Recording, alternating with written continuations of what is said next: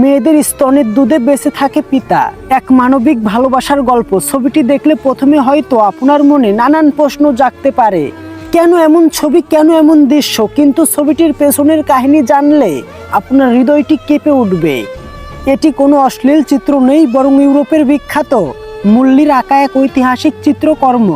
এই ছবিতে লুকিয়ে আছে এক অসীম মানবতা এবং ত্যাগের গল্প, এক মেয়ের কৃত্রিম ভালোবাসা আর এক পিতার প্রতি কন্যার আত্মত্যাগের কাহিনী। গল্পটি এমন, ইউরোপের এক দেশে এক ব্যক্তিকে না খেয়ে মৃত্যুর শাস্তি দেওয়া হয়, তাকে কারাগারে রাখা হয় এবং কোনো খাদ্য গ্রহণের অনুমতি ছিল না। দিনের পরে দিন, সপ্তাহের পরে সপ্তাহ, ধীরে ধীরে লোকটির দেহ শুকিয়ে যেতে থাকে। লোকটির একমাত্র মেয়ে, সে তার বাবাকে প্রতিদিন একবার দেখতে আসতে পারত। প্রবেশের আগে তাকে সম্পূর্ণভাবে তল্লাশি করা হতো, যাতে সে কোনো খাবার কিংবা কোনো বস্তু ভিতরে নিয়ে যেতে না পারে। প্রতিদিন বাবাকে মৃত্যুর পথে যেতে দেখে মেয়েটির বুকটা ফেটে যাচ্ছিল। একদিন বাবাকে বাঁচানোর শেষ চেষ্টা হিসেবে তার বুকের দুধ খাওয়াতে শুরু করলো।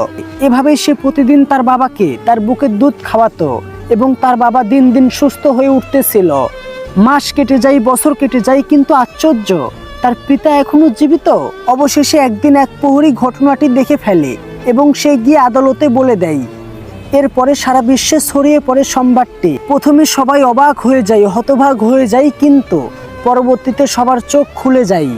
সরকার ও সমাজের নেতারা বললেন, এটি কোনো অপরাধ নয়, এটি এক সন্তানের পক্ষ থেকে পিতার জন্য এক অসীম ভালোবাসা। অবশেষে আদালত পিতা এবং কন্যাকে উভয়কেই মুক্তি করে দেয়, কারণ মানবতার উপরে কোনো আইন থাকতে পারে না। এখান থেকে আমরা কি শিখলাম?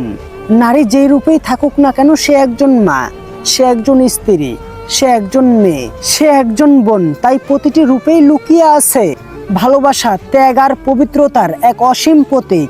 নারীকে সম্মান করুন, শ্রদ্ধা করুন। কোনো বিষয় না জেনে না শুনে মন্তব্য করবেন না বা সমালোচনা করবেন না।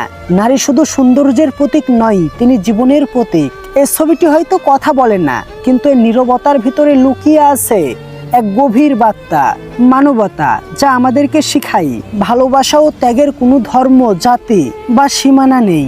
আসলেই তো আমাদেরকে এই ভিডিওটা অনেক শিক্ষা দিয়ে গেল।